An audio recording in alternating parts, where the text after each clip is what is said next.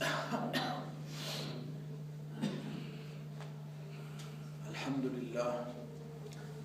لله وحده والصلاة والسلام على من لا نبي بعده. أما بعد فأعوذ بالله من الشيطان الرجيم. بسم الله الرحمن الرحيم. أرأيت الذي يكذب بالدين فذلك الذي يدعو اليتيم ولا يحض على طعام المسكين فويل للمصلين الذين هم عن صلاتهم ساهون الذين هم يراءون ويمنعون الماعون. صدق اللہ العظیم. یہ آخری 10 سورتوں میں ایک مختصر سورت ہے، سورہ الماعون، اور دلائل کے لحاظ سے یہ بات زیادہ قوی ہے کہ یہ مدنی سورت ہے. اس سورت کا بنیادی مضمون ہمیں یہ بتا رہا ہے کہ اسلام اور کفر کو ایک دوسرے کے مقابل رکھیں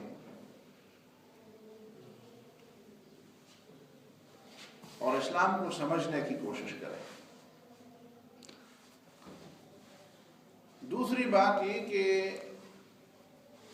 اسلام صرف عقیدے یا چند عبادات یا چند مراسم عبودیت بجا لانے کا نام نہیں ہے، بلکہ اسلام ایک زندہ، تابندہ، عملی اور ایک عالمی تہذیب ہے، اور ایک مکمل اور ایک جامع تہذیب ہے. اس کی جڑیں اس کے عقیدے کے اندر ہیں. یہ تہذیب چند عقائد پر مشتمل ہے. ظاہر ہے کہ جو تہذیب عقائد کی بنیاد پر نہ ہو اور چند متضاد باتوں کو جمع کر کے ایک تہذیب بنائی گئی ہو، وہ تہذیب پائیدار نہیں ہوتی،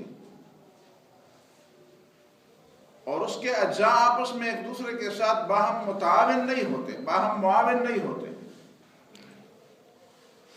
وہ زور، زبردستی، دھوکے اور جبر کے ذریعے تو اس کے مسلط کیا جا سکتا ہے،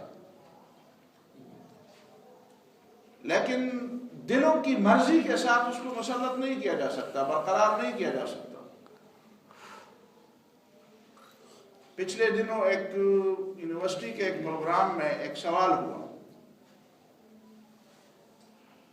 کہ بر صغیر میں جو مغربی تہذیب کا غلبہ ہوا، آیا یہ مسلمانوں کی کمزوری کی وجہ سے ہوا یا یہ مغربی تہذیب کے اندر کچھ خوبیاں تھیں، اس لیے کہ وہ علم کی بنیاد پر وہ تہذیب تھی، اسی وجہ سے ہمارے بر صغیر میں وہ تہذیب غالب آ گئی؟ تو میرا جواب یہ تھا کہ یہ دونوں باتیں نہیں ہیں. ٹھیک ہے، مسلمانوں کی کمزوری اپنی جگہ پہ ہیں، وہ بھی ایک وجہ ہے، لیکن حقیقی وجہ اس تہذیب کا علمی پس منظر نہیں تھا، بلکہ دو باتیں تھیں. ایک تھا دھوکہ اور ایک تھا جبر. پوری بر صغیر کی تاریخ دیکھیں، مغربی تہذیب یہاں پہ دھوکے اور جبر کی بنیاد پر غالب آیا ہے، اور آج بھی اس کی یہی صورتحال ہے. ہمیشہ دھوکے سے کام لیا گیا، فالس فلیگ آپریشن کے ذریعے دباؤ ڈالا گیا دنیا پر کہ تم نے یہ کیا انہوں نے خود آپ کا جھنڈا لگا کر آپ کے خلاف انہوں نے کارروائیاں کی اور بتایا لوگوں کو، دکھایا لوگوں کو، یہ تو ان کا کام ہے. پٹتا بھی مسلمان ہے اور شور شرابہ اور الزام بھی مسلمان کے خلاف. ظاہر ہے کہ دھوکہ ہے، دجل ہے، فریب ہے، یہ جھوٹ ہے. تو بنیادی طور پر مغربی تہذیب کے جو اجزاء ترکیبی ہیں، جو اس کے عناصر ترکیبی ہیں، جو اس کے ایلیمنٹس ہیں، وہ باہم متضاد ہیں، متضاد ہیں۔ کہا تو یہ جاتا ہے کہ سیاست کا مذہب کے ساتھ کوئی تعلق نہیں ہے، لیکن جھنڈوں پر کراس نشان لگے ہوتے ہیں۔ کل پرسوں کی بات ہے کہ امریکہ میں پولیس کا بڑا افسر، اس سے حلف لیا جاتا تھا، تو بائبل لایا گیا اس کے سامنے، بائبل پر حرف اٹھاؤ۔ بھائی ایک ریاست مذہبی نہیں ہے تو اب بائبل پر حرف اٹھانے کا کیا معنی؟ اگرچہ اس نے انکار کیا، اس نے کہا قرآن لے آؤ، میں قرآن پر حرف اٹھاتا ہوں۔ یہ اشارات ہیں، لیکن میں صرف یہ کہنے والا تھا کہ جو تہذیب آج کل دنیا پہ مسلط ہے وہ دھوکے، جبر اور دجل کی بنیاد پر مسلط ہے۔ وہ اسے تہذیب کہنا بھی غلط ہے، اس لیے کہ اس کے اجزاء آپس میں ملے ہوئے نہیں ہیں، باہم متضاد ہیں۔ یہودیت اور اسرائیل کا تحفظ مغربی تہذیب کے بنیادی عناصر میں شامل ہے۔ اس کا سیکولرزم کے ساتھ کیا تعلق ہے؟ عیسائی مشنری ادارے اور ان پر خرچ کرنا، مشنری اسکول کھولنا، مشنری اسپتال کھولنا، یہ ان کے تہذیب کا حصہ ہے۔ اس کا سیکولرزم کے ساتھ کیا تعلق ہے؟ کرسچن زائنسٹ تنظیمیں جو یورپ میں کام کرتی ہیں، ہزاروں کی تعداد میں ریڈیو اور ٹی وی اور ادارے اس کے لیے کام، اس کے سیکولرزم کے ساتھ کیا تعلق ہے؟ تو اسلام تہذیب ہے۔ اس بات کو سمجھنے کے لیے آپ کو سورہ الکہف بھی پڑھنا ہوگا، اور اس کا خاص کر ایک رکوع جس میں قرآن مجید نے دو آدمیوں کی مثال بھی بیان فرمائی ہے، وَاضْرِبْ لَهُمْ مَثَلَ الرَّجُلَيْنِ جَعَلْنَا لِأَحَدِهِمَا جَنَّتَيْنِ مِنْ أَعْنَابٍ۔ اس رکوع کو پوری بصیرت کے ساتھ پڑھ لیں، آپ کو پتہ چل جائے گا کہ اسلام صرف عقیدہ نہیں ہے، صرف ایک عمل نہیں ہے، صرف پوجا پاٹ اور صرف عبادات کے چند مظاہر بجا لانا نہیں ہے، بلکہ وہ ایک مکمل تہذیب ہے۔ اور ایک اس صورت کو آپ نظر میں رکھیں، اس میں قرآن نے فرمایا اَرَأَيْتَ الَّذِي يُكَذِّبُ بِالدِّينِ، کیا تم نے اس شخص کو دیکھا ہے؟ یعنی دیکھنا چاہیے، صرف ایک پہلو نہ دیکھیں۔ قرآن ہمیشہ آپ کو انکرج کرتا ہے کہ آپ باہر دوسرے لوگوں کی باتیں بھی سنیں، بلکہ حضرت عمر رضی اللہ تعالیٰ عنہ تو یہاں تک فرما گئے تھے کہ اسلام کے لیے وہ لوگ مسئلہ ہوں گے جو جاہلیت کو نہ سمجھتے ہوں۔ جاہلیت کو جن لوگوں نے سمجھا نہیں ہے وہ اسلام کے لیے مسئلے پیدا کریں گے، ان کو نہیں معلوم کہ اسلام کی اصل قدر و قیمت کیا ہے۔ تو قرآن آپ کو انکرج کرتا ہے، آپ کو متوجہ کر، ارائیت، دیکھا ہے تم نے؟ نہیں، دیکھو، معلوم کرو، سوچو اور کرو۔ ان لوگوں کو بھی دیکھو جو اسلام کو ماننے والے ہیں، ان لوگوں کو بھی دیکھو، ان کے کردار کو بھی دیکھو، ذرا معلوم کرو۔ ہمارے ہاں یہ ہوتا ہے جب ہم بعض علاقوں میں بات کرتے ہیں تو کچھ بزرگ حضرات کہتے ہیں یار یہ آپ روس امریکہ کی باتیں کرتے ہیں، مغرب کی باتیں کرتے ہیں، ہمیں اس سے کیا، ہمیں تو سبحان اللہ الحمدللہ وظیفے دے دے، ہمیں تو بتائیں یہی چیزیں، اس سے ہمیں کیا ہے؟ وہ چاہتے ہیں کہ ہم اسی طرح اندھیرے میں رہیں۔ قرآن آپ یہ کہتا ہے ارأیت الذی، دیکھا ہے تم نے، یکذب بالدین، وہ آدمی جو دین کو جھٹلاتا ہے، جو اسلام کو جھٹلاتا ہے، یہ معنی بھی ٹھیک ہے، اسلام دین ہے، اور جو جزا و سزا کو جھٹلاتا ہے، دونوں باتیں اپنی جگہ پہ ٹھیک ہے۔ جو اسلام کو جھٹلاتا ہے اس شخص کو دیکھو، اس کے عمل کو دیکھو، اس کے کردار کو بھی دیکھو، اس کی زندگی کے ربط کو بھی دیکھو۔ یہ بنیادی چیزیں ہیں کہ کسی کی انفرادی یا اجتماعی زندگی میں اور اس کے رویے میں، اس کے عمل میں، اس کے عقیدے میں، اس کے معاملات کے اندر جو ربط ہے اس کو ذرا دیکھو، اس کا عقیدہ کیا ہے، اس کا عمل کیا ہے، اس کے معاملات کیسے ہیں، اس کا رویہ کیا ہے، آیا یہ ساری چیزیں آپس میں مربوط ہیں یا باہم متضاد ہیں؟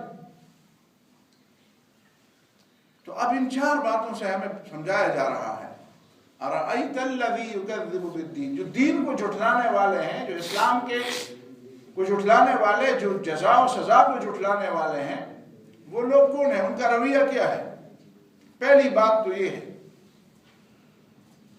فذلک الذی یدعو الیتیم، وہ یتیم کو دھکے دیتا ہے، دھکے دینے کا مطلب کیا ہے؟ اس کے حق پہ قبضہ کرتا ہے.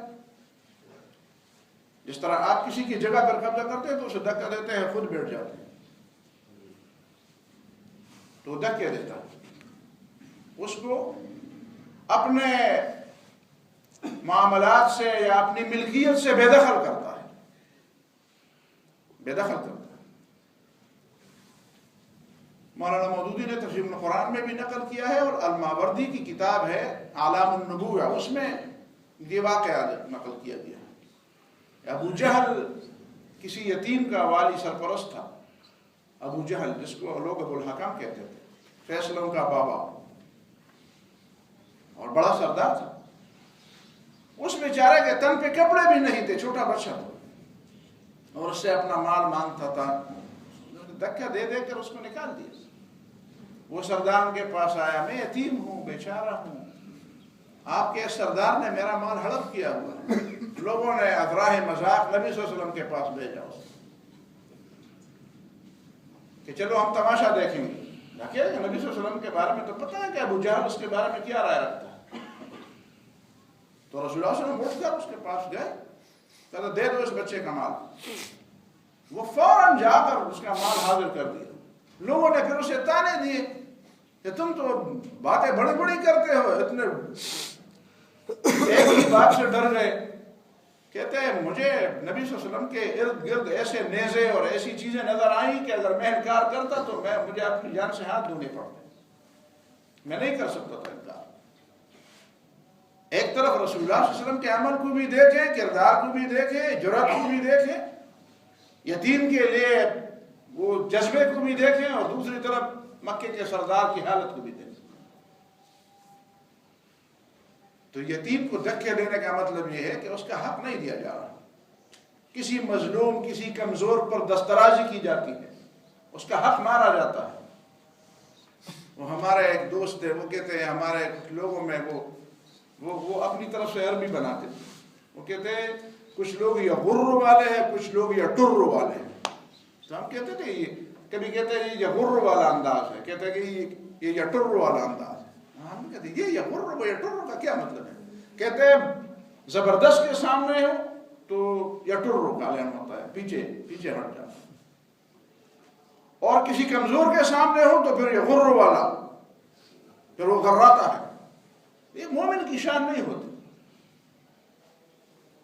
یہ کچے لوگوں کی شان ہوتی ہے، ہلکے لوگوں کی شان ہوتی ہے، مومن کی شان نہیں ہوتی. فَذَلِكَ الَّذِي يَدْعُو الْيَتِيمَ وَلَا يَحُضُّ عَلَىٰ طَعَامِ الْمِسْكِينِ. مسکین کے کھانے پر تیز نہیں کرتا. کس کو؟ اپنے آپ کو. خود یہ سوچتا نہیں ہے کہ مسکین کا کھانا کھلاؤ. مسکین کا کھانا آپ کا نہیں ہے کہ آپ نے اس کو دیا، وہ اسی کا ہے.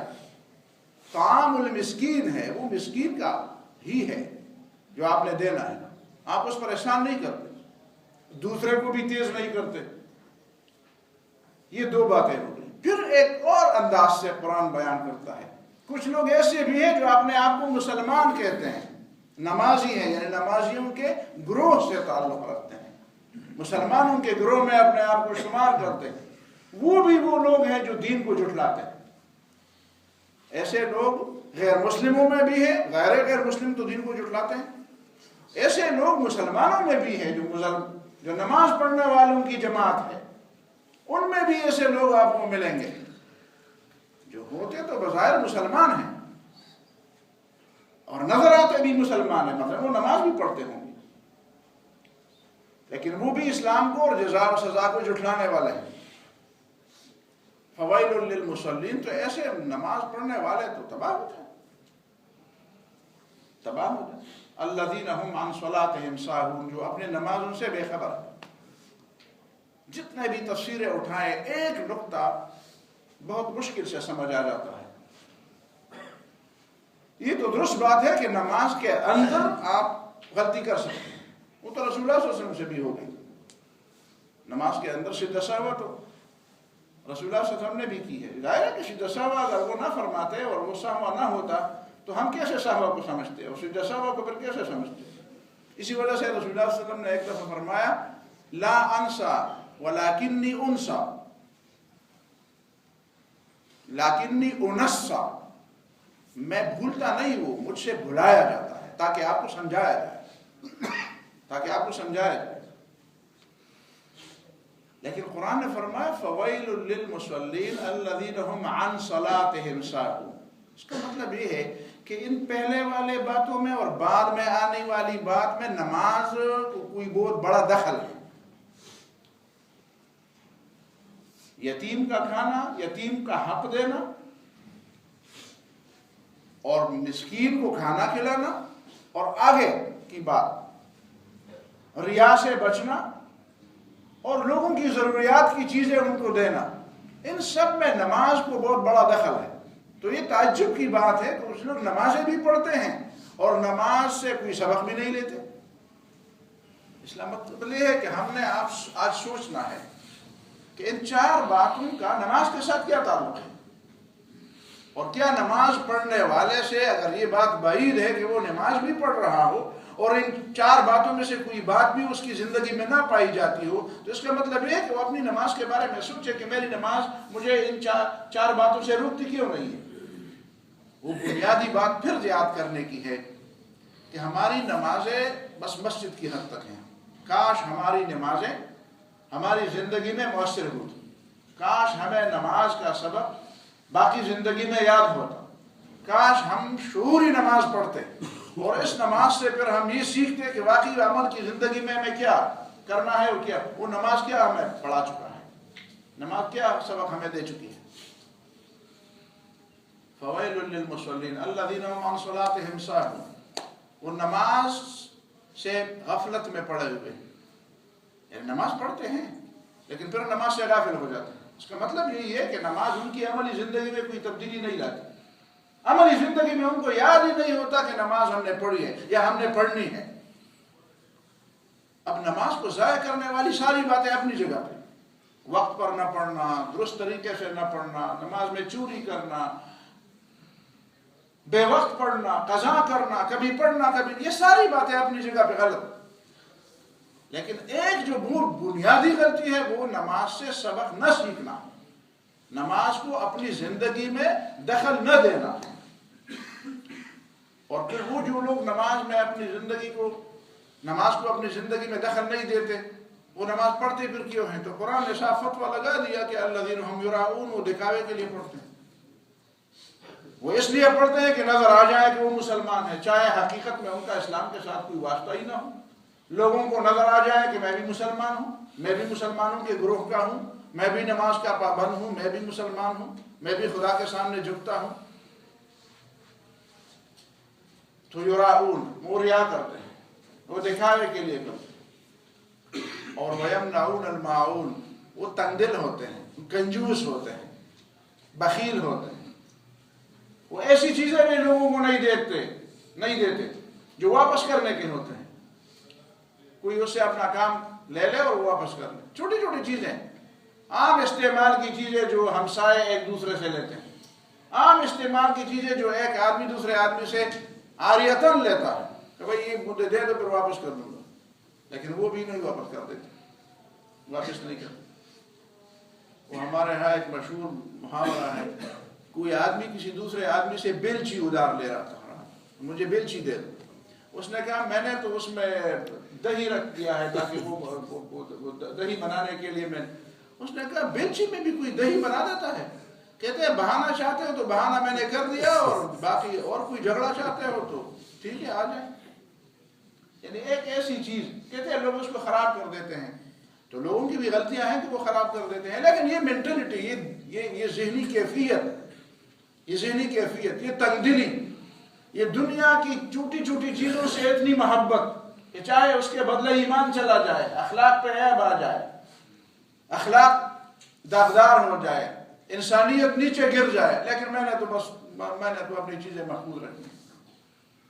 ان 4-5 باتوں میں جو بنیادی بات میں کرنے والا تھا وہ یہ تھا کہ ہم نے اپنے دل و دماغ کے ہر نقش پر یہ ثابت کرنا ہے کہ اسلام ایک تہذیب ہے، اس کا تعلق خدا کی یاد سے بھی ہے اور اس کا تعلق اس دنیا کے نظام کے ساتھ بھی ہے۔ کوئی اگر یہ سمجھتا ہے کہ اسلام بس صرف چند باتوں کا مجموعہ ہے، وہ اپنی اس بات پر نظر ثانی کر لے اور قرآن کو ذرا پڑھ لے، اور خاص کر جو 2 آیتوں کا میں نے حوالہ دے دیا یہ دو باتیں ضرور پڑھ لے تو اسے سمجھ آ جائے گی کہ پھر اس تہذیب کے حوالے سے اس موجودہ زمانے میں اسلام کی حالت کیا ہے، کون ہے جو اسلام کا اپنا ہے، کون ہے جو اسلام میں آئے ہیں لیکن وہ غیر ہیں، وہ اپنوں اور غیروں کے درمیان پر فرق کر لے گا، پھر وہ ان چیزوں کی اہمیت بھی محسوس کر لے گا، پھر وہ دنیا کے معاملات میں پھر دخل بھی دے گا، پھر اس میں سوچے گا بھی، پھر اسے اسلام کے حوالے سے اور کفر کے حوالے سے سمجھنے کی کوشش بھی کرے گا۔ لیکن اگر وہ یہ سمجھتا ہے کہ نہیں میں جو کچھ سمجھتا ہوں یہ اسلام ہے اور میرے لیے تو یہی کافی ہے، بس میں نے اسلام سے جو چیز سمجھی ہے، آج ہی میرا ایک مہمان آیا تھا، کہتے ہیں میں نے فلان آدمی سے کہہ دیا، میں نے اسے کہا یہ بات بھی غلط ہے تمہاری، کہتے ہیں نہیں مجھے تو قرآن کی یہ دو آیتیں میرے لیے کافی ہے، باقی بس میرے لیے تو یہ دو کافی ہے۔ اگر یہ بات ہے کہ ہم اللہ تعالیٰ کی کتاب میں بھی پسند و ناپسند اپنائیں اور کچھ اپنے لیے رکھیں اور کچھ کہہ دیں کہ یہ میرے لیے نہیں ہے، تو پھر ہماری حالت اگر خراب ہوگی تو پھر ظاہر ہے کہ ہم اس کے خود ذمہ دار ہیں۔ اللہ تعالیٰ مجھے اور آپ کو سمجھ اور عمل کی توفیق عطا فرمائے۔